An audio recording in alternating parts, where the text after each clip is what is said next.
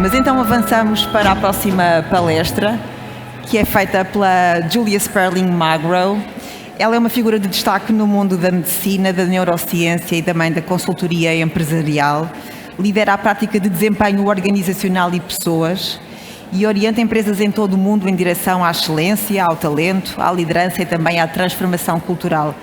É por isso que tem mais de 2 décadas de experiência a ser convocada por CEOs em todo o mundo que a procuram para justamente impulsionar mudanças transformadoras nas suas organizações. E neste âmbito ela fundou no Médio Oriente a prática de saúde da empresa, que tem sido reconhecida pela sua diversidade, compromisso, equidade e também inclusão. Dedica-se de forma exímia à excelência, à liderança e ao avanço da medicina e dos negócios à escala global. Vamos então acompanhar esta palestra da Neuroscience of Intelligence e Learning com a Sperling-Magro. Welcome.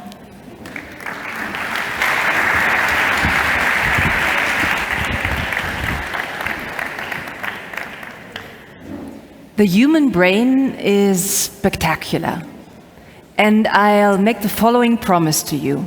Within the next 20 to 25 minutes, you're going to learn something about your own brain that you didn't know before, and, maybe most importantly, I'm going to equip you with something that you can directly use day in, day out.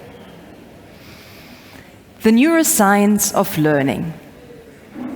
Is there anything that you would like to learn? Give it a thought. Anything you would like to learn. When you have it in mind, envision yourself already doing it. Now turn to the person who's sitting next to you. If you don't know each other, briefly introduce yourself and share what it is that you would like to learn. Please turn to the person next to you, briefly introduce yourself, and share what it is that you would like to learn. There is some method behind it, I'll explain.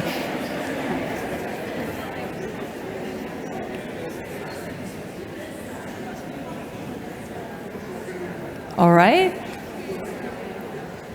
You shared your ambition? Very good.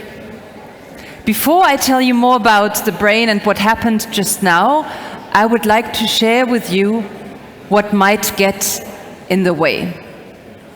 They are so-called neuromyths, and they are fairly widely spread. Have you ever heard, and by the way, there are whole businesses built on this assumption, that you are actually only using 10% of your brain? Have you heard that? You're only using 10% and the rest is idle and you could actually explore it. I have the neurosurgeon smiling at me because this is not true. It's one of the most persistent neuromyths that exists, and I have 2 more to share with you. Whenever someone comes to you and tells you they'll enhance your ability to use your full brain, look at them and say, no, I've been to Porto, I heard Dr. Julia speak. This is actually inaccurate. And why is it problematic? Because we are also being told that, given that there's so much space in our brain, we can at any time multitask. Multitasking is the biggest enemy, one of the biggest enemies of learning. Why is that? The moment that you think you can effortlessly put attention to 2 tasks or 3 or 4, what your brain is actually doing is not it's focusing at the same time on 2 things, it's actually continuously switching. It has the attention on one, it goes the attention to the other, attention to one, attention to the other. And that's very problematic because you're at no point in time able to properly focus and learn. So, neuromyth number 1, there is no idle brain, and no, you can unfortunately not use it for multitasking. If you want to learn what you've just had in mind, you will have to focus. Neuromyth number 2, unfortunately, your learning window is closed. Yes, there are windows in development, and those ophthalmologists in the room will say very true, there have been incidents where children's lens of the eye have actually been blurred and they have not learned to see. And when we came to them with a fantastic then new lens and put into the eye, what came out is not a child that could see. There was a child that got really distorted by what it got into the brain. Why is that? Because indeed, for some of our brain's function, there are windows like seeing that need to be learned in a certain time. Otherwise, it's very difficult or almost impossible. It's also, for the linguists amongst you, it's also true for speech indeed. When you're younger than 10 years, it's much, much easier to truly be bi or even trilingual, as long as you have people focusedly speaking this language with you. After this, it's getting more difficult to become really, really fluent in the language, but not impossible. And this is what I'd like to keep in mind with you. Maybe the psychiatrist in the room. I have one more window that can close. If we in the early years do not learn to build up trust, true trust to other people, and learn that we can depend on them, that's one of the abilities that's extraordinarily difficult, if again not possible, to be learned afterwards. But those are the exception. Other than that, the human brain is absolutely plastic. There is neuroplasticity in it, and we can actually learn, we can actually develop. And yes, even if an optimal window might have closed, it doesn't mean that with an effort that's required, one can actually learn afterwards. So, neuromyth number 2, there might be some very few windows, but let no one tell you that unfortunately your window for learning has been shut. Neuromyth number 3. Who has heard of the left brain, right brain focus? Yeah, okay. So if you have not, I'm even happier, because then I don't have to bust this very myth. But again, a whole generation of coaches has focused on teaching people with the left brain and teaching people with the right brain, some of them being more math inclined, others being more artistically inclined. So while generally there might be preferences in human beings, it has absolutely, no, let me be proper. I wanted to say it has absolutely nothing to do with the human brain. That would make me almost as bad as the people postulating it. So we can say it's highly oversimplified to say that our left brain and our right brain have two very distinct functions, and some of us are stronger in one than the very other. So if you hear the idle brain, your window is closed, or unfortunately you're a right brain person, you're not able to hear this, it's not very true. However, what is true when you think again of what it is that you would like to learn? What is true, and I'm going to give you 5 things about learning that hold true and that you can use immediately. What is true is learning happens in a safe but not sheltered space. What does this mean? Google looked at its top performing teams around the world and said, what do they have in common? One thing that they all had in common is they created a safe environment for those that wanted to learn and experiment. You learn best when you're able to make a mistake. You learn best when you're able to make a mistake, get feedback, recover, do something else and try this out. That's safe. Why am I saying not sheltered? You also learn best, and for the doctors amongst us, you learn best when you're actually with the patient. You learn best when you're on the ward. You are best when you are in the operating theater and truly applying the skills that you're learning. Under supervision, hopefully, but you're truly applying the things that you are learning. So safe, but sheltered. That's the rule number 1. The rule number 2 is you can positively prime yourself. I think before in the panel, Albert Einstein was already mentioned. He also said, imagination is everything. And that's why I'd ask you to imagine the positive future of yourself already doing what it is that you'd like to learn. Because our brain believes what it sees, it also believes what it can imagine. So whenever you're in front of a difficult task, it truly helps to think of the most positive outcome, seeing yourself succeed, seeing yourself already able to do what you'd like to do. And you will positively priming your brain and telling yourself it's actually possible. This mental power and that's my third advice for learning, has another effect. It also helps you when practicing. And let me give you the potentially bad news first. Practicing is indeed most correlated to a successful outcome. So effort truly matters. And something we tend to forget over time with all the speed that is around us in the world, with all the social media and the quick effect and the dopamine and the serotonin coming into our brains. Unfortunately, or fortunately, repetition, repetition, repetition gets you to mastery.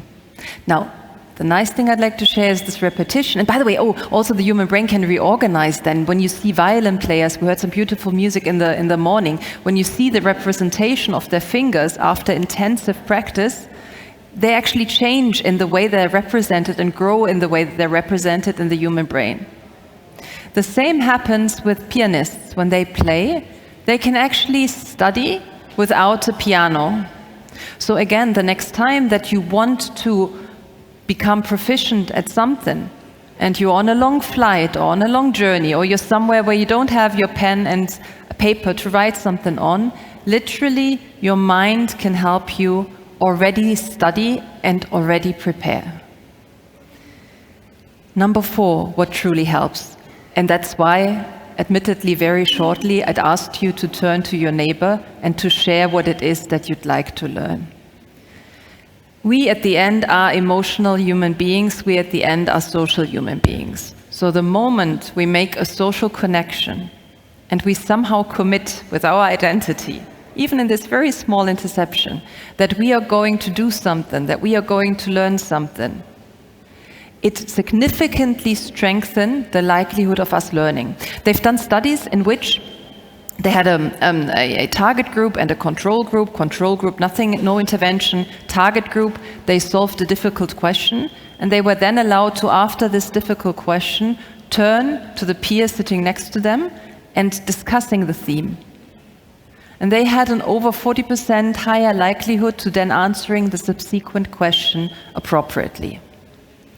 So training matters. You can also mentally do it, you can positively prime yourself, and whenever you're learning something, try to somehow get socially committed to it by sharing with others what you're doing, and ideally even discussing. The last best practice is one of my favorite ones. It's called growth mindset. What is that?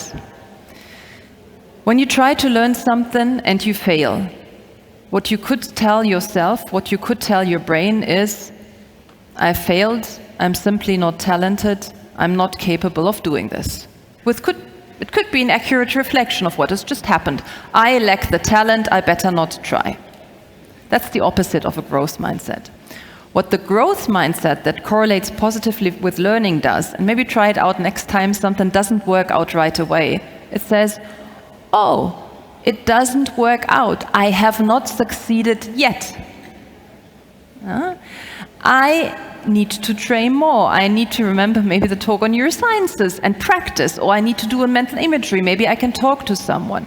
But the ability to frame something that hasn't worked out, not as identity, i.e. not as a talent that you lack, I'll speak about intelligence in a second, not as a talent that you lack, but as something that you simply have not learned yet, changes your ability to learn new skills tremendously. So when you think about the movement of, I don't know, Gen AI that you might want to get into, telling yourself, oh no, I don't understand this is out of my comfort zone, I don't do it, that's the recipe for disaster. But saying, I don't know it yet, but I have the ability to learn, and allow me for a metaphor, my brain is a muscle, I can actually train it, will help you significantly. Due to time, I'll just briefly speak about intelligence, but I don't want to leave it out completely of this talk.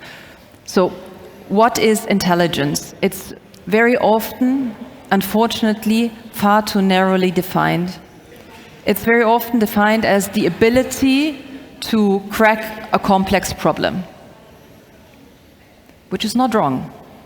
However, if you allow me, I would offer a more, let's say, extensive description of intelligence, which is, yes, it's literally cracking a complex problem and the ability to crack a complex problem, and it's also to find the solution to it, and it's also the ability to then adapt over time, and as context changes, find new and different solutions for it. So when you think of intelligence, I would always divide it into what is it that you're showing intelligence towards? That can be a problem, it can be a human being, emotional intelligence, it can be technology, it can be also your very self. And then you can intelligently use certain tools and methods. Math is one of them. Our language is just another one. People might argue that coding or in the future prompting could be an additional one. So when it comes to intelligence, what I would love for you to remember out of this talk is it's much broader than, I wished it was much broadly defined than simply cracking the problem, but going all the way to the solution and its adaptation over time. And it's not as narrow as scoring well on an IQ test. Now, in the last third of this talk, I'd love to come back to you not only being learners, but very often you are teachers. Very often you are the ones that are actually bringing knowledge to other people. And there are also some things to watch out for in neurosciences when it comes to this. And they're called cognitive biases. So number one cognitive bias that can get in the way of you being a good teacher is the following. It's called the mini-me bias. Have you heard of it? So what the brain does is it identifies younger selves that somehow remind you of yourself. And it's such a beautiful situation when you see the young student that's exactly the way you are when you were young, and what happens is you start mentoring them, and you start mentoring them more than others. This would not be problematic if it was our task to simply replicate this room over and over and over again. So that's the recipe for status quo for the next centuries. If we say, well, a changing world might need changing mindsets, might need changing attitudes, then the one advice I would give you also as teachers is whenever you feel this connection to a student, to a younger doctor, to a younger health professional, that's great, mentor them. But also try to find this one other person that's very different from you, and that's the best, actually slightly annoys you with their way of thinking. Because then you can be sure you've identified someone who, when they grow as a leader, will make this very group a more diverse group, and therefore a group that will make much more robust decisions as a whole. So one is watch out for the mini-me bias. Another one in the same spectrum, and you'll smile, is the so-called sunflower bias. Have you heard of this? Sunflower bias is the following. The sun, so yourself, walks into the room and the sunflowers follow.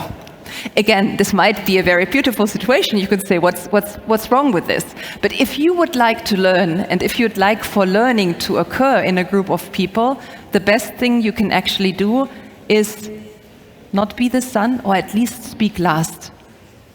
So basically, when you are the most senior, more experienced person in the room, but you want to establish a atmosphere in which people speak up, in which you truly learn in advance, try to not be the one that makes the first claim, because the flowers might follow. That's the same, and that's the last one on this bias category. Then I'm going to give you one more before I close. Groupthink is another enemy of learning. What is this? There's a famous experiment where they put 10 people into a room. One of them is a real person. The other 9 are complete actors. Now what happens is they show a very easy task to them. There's one line, line A, which is slightly longer than line B. They ask our real person, which line is longer? The person looks at it and says, well, I think line A is longer. Now here comes the trick and why we have to watch out for groupthink.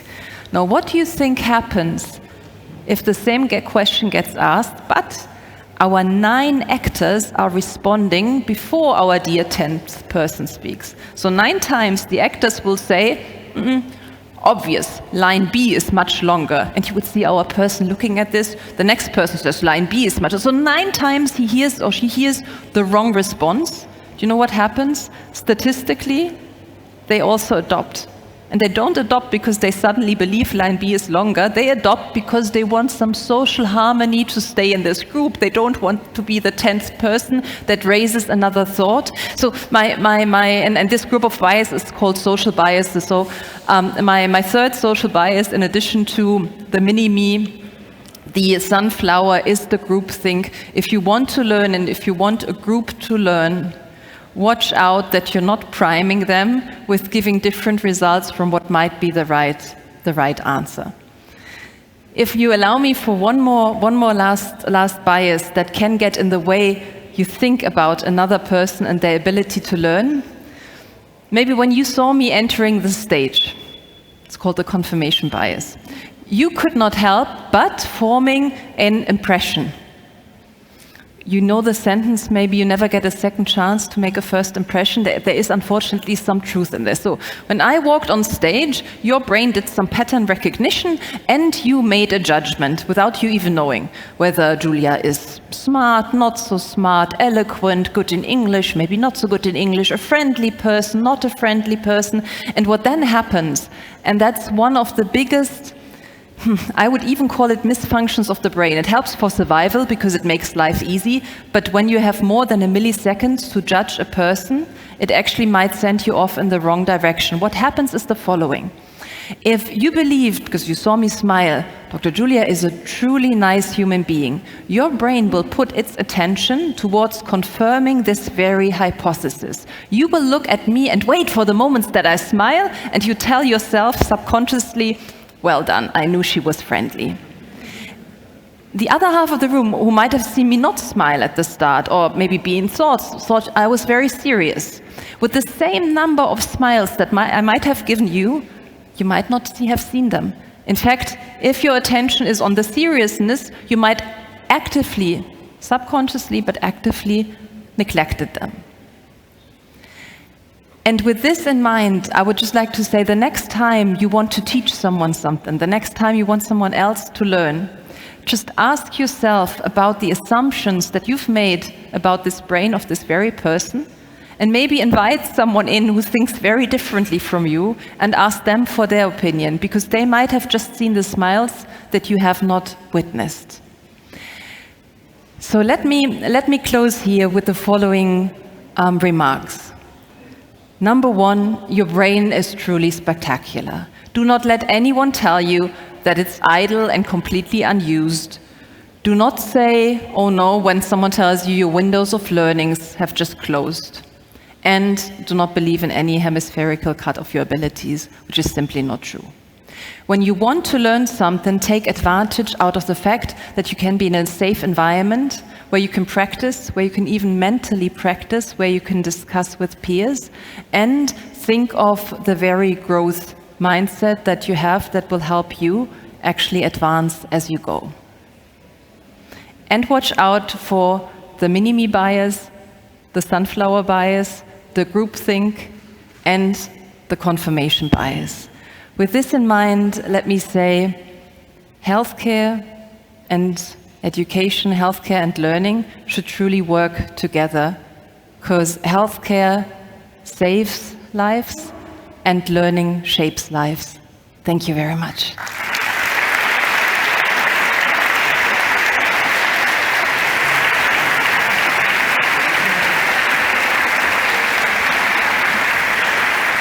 Don't leave us yet. Don't assume that it's time to leave. Deixe-me chamar a Catarina Diogo, da ULS de Matosinhos, para entregar um ramo de flores à Julia em agradecimento por estas palavras. To show you how thankful we all are of your words. Thank you. Thank you so much. Thank you, Tia.